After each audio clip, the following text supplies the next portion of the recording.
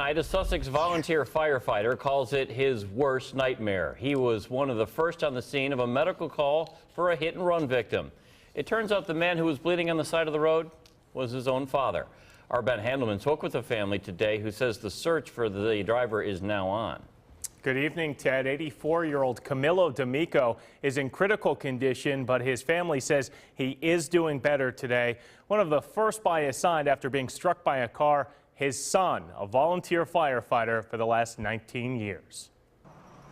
It is the road 84-year-old Camilo D'Amico walks nearly every day with his wife. On Wednesday morning, it was a journey along Good Hope in Sussex he took alone after his wife decided she'd rather work out at the gym. It was early in the morning and Frank's pager went off. Not long into his journey, his son Frank, a 19-year veteran of the Sussex Volunteer Fire Department, raced out the door. His wife Jeannie, who asked not to be shown on camera, describes the most unexpected call in his 19-year career. He went and he was on the second ambulance, and he had no idea when he got out of that ambulance and walked up to the scene that it was his father. A car struck the 84-year-old and took off. Before his son's eyes, Camilo D'Amico was dying on the side of the road. He said it was his worst nightmare, and he couldn't speak. EMTs were able to stabilize D'Amico and took him to Community Memorial Hospital, where he is in critical condition.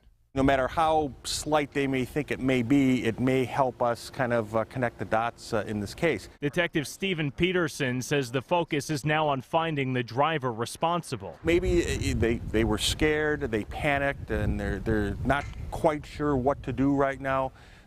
For them to do is to certainly come to the Sheriff's Department. A decision that would give peace to a family thankful it was their son and his teammates who arrived so quickly. They're our angels right now. We still have our father.